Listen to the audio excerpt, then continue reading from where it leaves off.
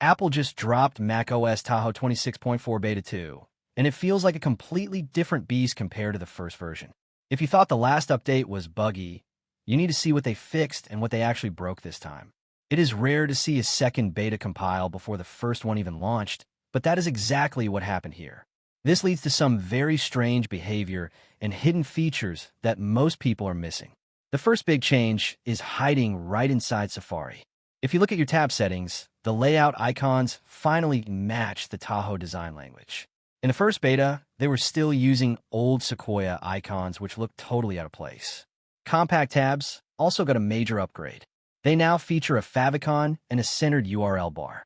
It feels much more like the classic Safari experience that users have been begging for. It is clear Apple is listening to feedback on how we actually use our browsers.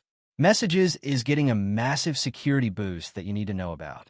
If you're texting someone on Android who uses the latest Google Messages, you will now see an encrypted label for RCS chats.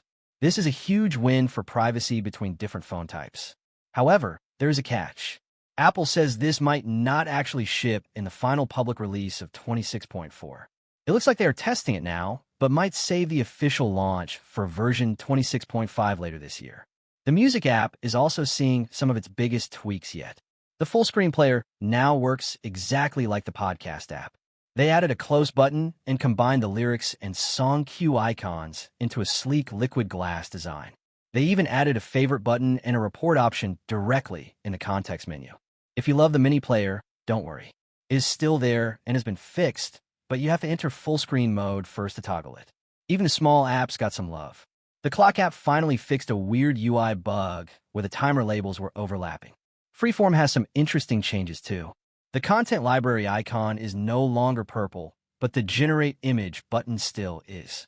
This suggests that AI-generated images are the main focus for this app moving forward.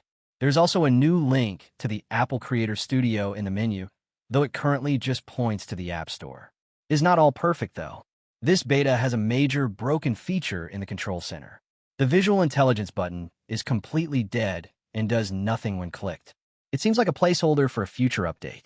There are also strange visual bugs where you can see through the settings window when scrolling in the General tab. Plus, the App Store has some awkward gaps in the layout that haven't been smoothed out yet. In terms of performance, the scores are actually higher than the first beta.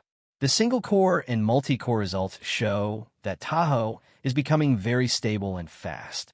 If you are waiting for Beta 3, expect it to arrive around March 2nd. This update proves that Apple is refining the experience, even if some of the new features are still a work in progress. It is a solid step forward for Mac users who want both power and style. If you like the video, subscribe, share the video, and hit the bell icon.